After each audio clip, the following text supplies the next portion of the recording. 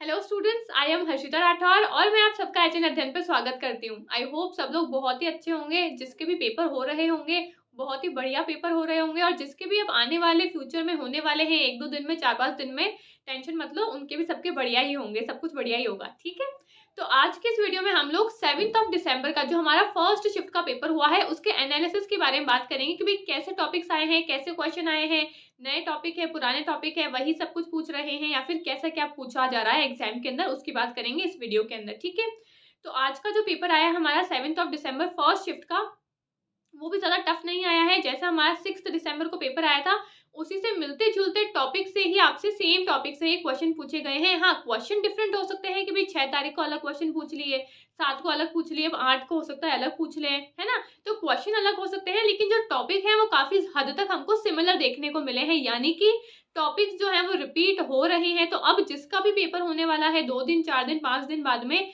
Please इन सभी topics को अच्छे से रिवाइज कर लेना, क्योंकि टॉपिक्स जो है वो सच में रिपीट हो रहे हैं। ठीक है, तो आपको काफी ज्यादा हेल्प मिल जाएगी कि भाई आपके पेपर में किस तरीके के टॉपिक्स जो है वो पूछे जाने वाले हैं और कैसे क्वेश्चन आने वाले हैं और आपको उनको कैसे सॉल्व करना है। अगर ये सभी एनालिसिस वीडियोस को आप देख लोगे, टॉपिक्स को रिवाइज कर लोगे, तो आपको पहले से ही थोड़ा आइडिया लग जाएगा कि आपका पेपर कैसा होने वाला है। ठीक है, तो अब इस वीडियो को हम स्टार्ट करते हैं। सबसे पहले हम शुरुआत करते हैं पीपल डेवलपमेंट एनवायरमेंट वाले चैप्टर से। आपसे नॉइज पोल्यूशन के ऊपर एक क्वेश्चन आया है आपके एनवायरमेंट वाले चैप्टर में। फिर आपका जो क्योटो प्रोटोकॉल है उससे क्वेश्चन आया है। 6 तारीख को भी आपके प्रोटोकॉल से क्वेश्चन आया था, 7 तारीख को भी आपके प्रोटोकॉल से क्वेश्चन आया है। यानी कि जितने भी प्रोटोकॉल्स दिए हुए हैं, मॉन्ट्रियल प्रोटोकॉल है, क्योटो प्रोटोकॉल है, पेरिस एग्रीमेंट है, आपकी जितनी भी अर्थ की सबमिट्स है, सभी कुछ को आपको सारे ही प्रोटोकॉल्स को अच्छे से पढ़ लेना है। ठीक है, फिर आपका एक क्वेश्चन आया है वाटर का पीएच लेवल कितना होता है, उसके ऊपर आपका एक क्वेश्चन आया है। तो ये आपके पीपल डेवलपमेंट एनवायरनमेंट के कुछ चैप्टर्स, कुछ टॉपिक्स है जिनसे आपके क्वेश्चन पूछे गए हैं 7 तारीख को। ठीक है, फिर अब अगर मैं हायर एजुकेशन की बात करूं तो एनईपी से क्वेश्चन आया है, 6 तारीख को भी आया है, 7 तारीख को भी आया है। तो एनईपी से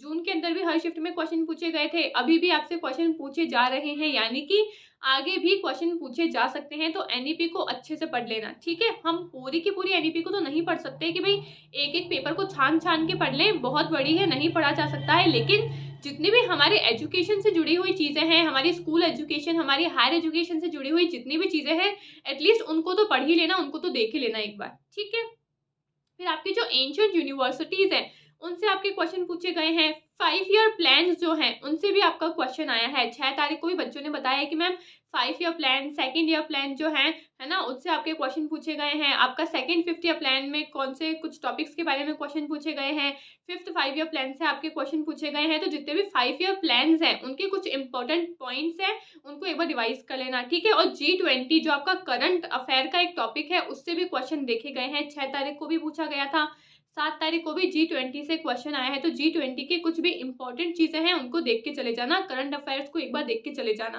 ठीक है, अब अगर आईसीटी की बात करूं तो आईसीटी में मेमोरी यानी कि रैम और रोम से आपका क्वेश्चन आया है। 6 तारीख को भी आया था, 7 तारीख को भी आया है, यानी कि टॉपिक्स जो है वो रिपीट हो रहे हैं।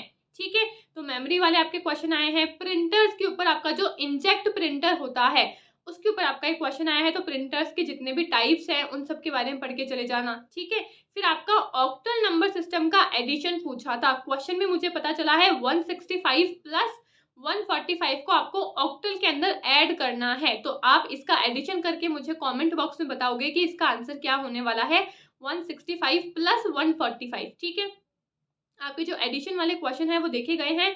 6 तारीख को भी आपका है ना हेक्साडेसिमल का एक एडिशन वाला क्वेश्चन पूछा गया था। अभी 7 तारीख को ऑक्टल वाला आपका एडिशन का क्वेश्चन पूछा गया है, यानी कि हेक्साडेसिमल और ऑक्टल वाले जो भी एडिशंस होते हैं, बाइनरी में हम किस तरीके से एडिशन करते हैं, एडिशन सब्सट्रैक्शन आपको पढ़ के जाना है नंबर सिस्टम के अंदर अच्छे से। ठीक है, फिर अगर मैं मैथ्स और रीजनिंग की बात करूं तो इसमें जो आपका ट्रेन बेस्ड क्वेश्चन है वो ट्रेन वाले क्वेश्चन इस बार ज्यादा पूछे जा रहे हैं आपसे, तो उनको एक बार देख के चले जाना। नंबर सीरीज से क्वेश्चन आया है, अल्फाबेटिक सीरीज से आपका एक क्वेश्चन आया है। ठीक है, स्पीड एंड डिस्टेंस से आपका क्वेश्चन आया है, कंपाउंड इंटरेस्ट से भी आपके क्वेश्चन देखे गए हैं मैथ्स और रीजनिंग के अंदर। ठीक है, अब अगर मैं रीडिंग कॉम्प्रिहेंशन की बात करूं तो आपका जो मून मिशन है, जो भी हमारा चंद्रयान वाला लॉन्च हुआ था, मून मिशन का आपका एक टॉपिक था, उसका ही आपका पूरा रीडिंग कॉम्प्रिहेंशन आया था। ज्यादा डिफिकल्ट नहीं था, इजी था। बच्चों ने बताया कि इजी आपका रीडिंग कॉम्प्रिहेंशन था, थोड़ा सा लेंथी था, पढ़ने में टाइम लग सकता है, लेकिन क्वेश्चन जो थे वो ज्यादा डिफिकल्ट नहीं थे। ठीक है, फिर आपका जो डीआई है, डीआई वही थोड़ा-सा टफ मॉडरेट बताया हुआ है, थोड़ा-सा लेंथी बताया हुआ है, ठीक है? तो डीआई की आपको प्रैक्टिस करनी है और जैसा कि मैंने कहा है डीआई हो सके उतना लास्ट में करना है आपको। सारा कुछ पहले कर लो थ्योरी वाला, फिर लास्ट में अच्छा टाइम निकालना डीआई के लिए और डीआई को लास्ट में ही सॉल्व करना, वरना फिर डीआई के क्वेश्चन में ही करने में ज़्यादा टाइम लगा दोगे, ठीक है? तो डीआई को लास्ट में करना है क्योंकि थोड़ा-सा टफ आ रहा है, थोड़ा-सा लेंथी भी आ रहा है, ठीक? अब अगर कम्युनिकेशन की बात करें तो कम्युनिकेशन में वर्बल नॉन वर्बल कम्युनिकेशन से क्वेश्चन पूछा गया है। 6 तारीख को भी नॉन वर्बल कम्युनिकेशन से आपका क्वेश्चन आया था।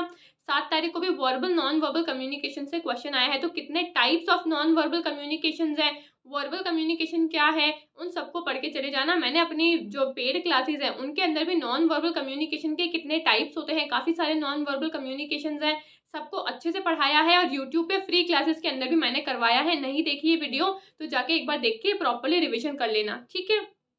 फिर आपका जो बैरियर्स ऑफ कम्युनिकेशन है कि भाई कम्युनिकेशन में कौन कौन से बैरियर्स होते हैं, कौन कौन सी बाधाएं होती है, उस टॉपिक से भी आपका क्वेश्चन आया है। तो ये टॉपिक भी मैंने अपनी पेड क्लासेस के अंदर बहुत डिटेल में अच्छे से कवर करवाया है कि कितने बैरियर्स होते हैं, क्या नॉइसेज होती है, कितने टाइप्स की नॉइस होती है, कितने टाइप्स के बैरियर्स होते हैं, ये सब कुछ मैंने करवा रखा है अपनी पेड क्लासेस के अंदर।